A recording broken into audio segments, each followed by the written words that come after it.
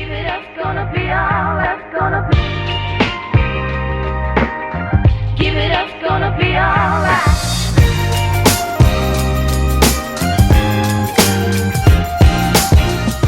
Hey heroes, Supa Chris here. Thank you for joining me on All These Things TV. If this is your first time, welcome.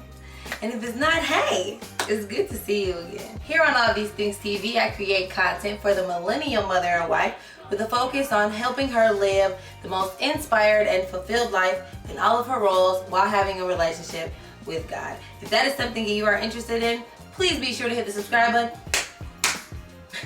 I'd really appreciate it. Thank you for hitting play, and let's go ahead and get into the video. Today is a collab video. I'm really excited. There are a few ladies that I'm collabing with on this video for survival tips for the first 6 weeks of having a newborn.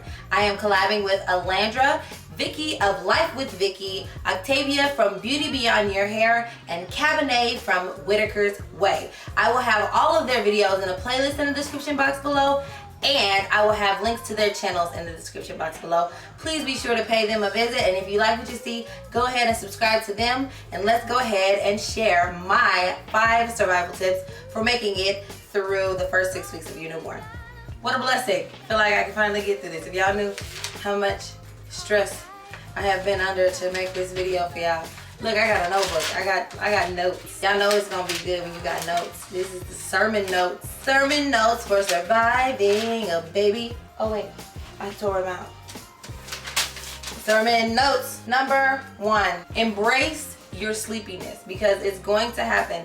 The more you fight it, the more difficult it's going to be for you to adjust to the fact that you're not going to get sleep. The quicker that you understand that lack of sleep is just going to be a normal thing, the easier it'll be for you to settle and then create a new norm and then increase your sleep once you're comfortable in lack of sleep. I know that sounds crazy, but it's really, really true, especially when you're dealing with a newborn. They're up every 2 hours, so you're going to not get sleep. And it's good if you're married and you have somebody on your team to help you, but sometimes you don't.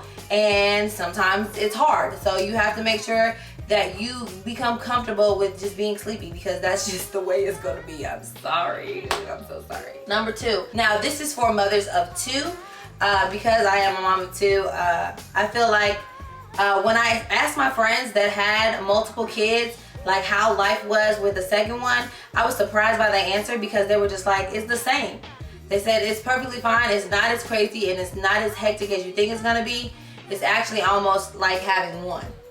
And they were right, you know, and one of the main reasons is because I had one that was a little bit bigger. Cadence is 3, she's about to be 4 in the next couple of months. So she is a big help. That is my next suggestion. Let your big little one help you. So if that means getting diapers, if that means getting a bottle, if that means pushing the baby in the swing, if that means, hey mom, Eden is crying, can you come out the bathroom? You know, those things help. And it really does start to make you feel like you only have one kid. Now that doesn't mean you put all the responsibility on your 3-year-old or your 4-year-old, of course. But it does help to have someone that can hand you a bottle or hand you a diaper or go get you a diaper because you're stuck nursing. You know, it's just a really great help to have your big little one help you. So I would really suggest giving some liberty to your older kid, your firstborn, because that's going to help in creating a little bit more ease for you in the first 6 weeks. Tip number 3, create a system. You are going to need a system when it comes to your sleep. It's going to be very important that you have a system. Either you create it on your own or you create it with your partner at home. Me and Fago have created a system, but crazy and oddly enough, even though this was my second kid, it took us 3 weeks to create this system, and we still don't do it right all the time. But our system is, I will stay up with him all night so that Fago can go to sleep and get some rest for work. So then I'll take him to work and I'll be with the kids in the daytime, and then when he comes home, and then I'll sleep in the night periodically depending on how Eden is moving, you know, that night, whether he's gassy or whether he really is tired or if he wants to eat a lot that night. It just varies. But then we go and take Fago to work, and then I spend the day with the kids, and sometimes we'll take a nap. It just depends on how the day goes. But when Fago comes home, I make sure that dinner is done and that the kids are settled, because from about 6 to about midnight, he takes over the kids and I get the bedroom to myself. I go, the lights go pitch black, the sound is off, I'm in the bed in dark silence so that I can rest, so that I can be up with him all night. So we have created a system when it comes to taking care of Eden because he's a newborn, and it has helped us tremendously. And you know, even though I only get about 6 solid hours of sleep right now, this is me being comfortable in my sleepiness, remember? Even though I'm getting 6 hours of consistent sleep, you know, constant non-break, you know, where there's no breaking in my sleep, I still feel the most rested since I have had Eden home. So that system has helped a whole lot. So I would highly suggest that you create a system with your spouse or with your significant other or with yourself. You know, you can create a system within yourself, but you need a system. Don't run through this haphazardly. You can't do it. You will get burnt out. Make a system, okay? Number 4. This is for the breastfeeding mommies because I wanted to extend my heart out to you because I did breastfeed. I am breastfeeding. I breastfed with Cadence, and I'm breastfeeding with Eden, so I know the breastfeeding life. So this one is for you mamas that are breastfeeding. Don't quit. It is going to hurt. You're going to crack. You might bleed. Your supply might go down, but do not quit.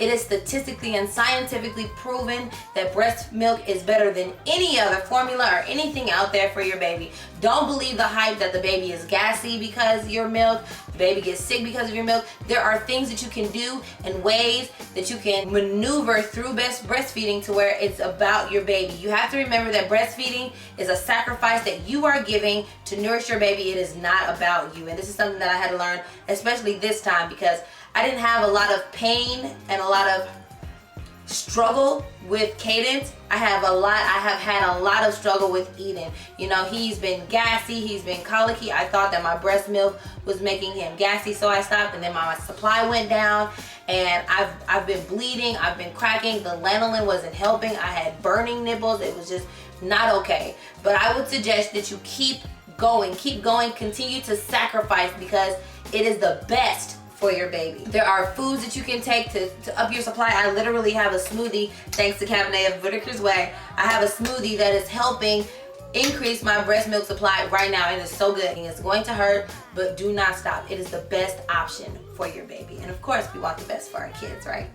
Right. Number 5, I went through these really quick. I'm really glad. Get to other things when you can. Get to other things when you can. Don't beat yourself up about the fact that you are in the living room and there's wipes and diapers and formula and stuff out in the it's going to be hectic, especially in the first 6 weeks. That is the huge adjustment period. It's going to happen. You're gonna have to get to those dishes when you can. You're gonna have to get to straightening up when he's down, and you can spare a little bit of time before you pass out. You're going to have to get to things when you can, because if you stress yourself out trying to hold a baby and rock a baby, and you breastfeeding the baby, and you trying to pick up in the living room, you telling your husband to get to the dishes, and you got the kid running around trying to clean up her room, you're going to lose your mind. The best way for you to be effective and survive in the first 6 weeks is just to get to stuff when you can. Give yourself a little break, give yourself a little grace, because you're going to need it, because your focus is going to be on this new human that needs everything from you. So get to the laundry when you can, and get to the kitchen when you can, and get to yourself, honestly, right now, when you can. You will be able to make time for yourself, I promise. But the first 6 weeks, you just gotta get through it. So these are my 5 tips to get through surviving the first 6 weeks of your newborn. I hope they were helpful. I hope you took some notes, because they have helped me through this second 6-week period. And I am excited to check out the other ladies' videos, and be sure to do the same. And other than that, please like, comment, and subscribe, and we'll see you guys next time. Bye.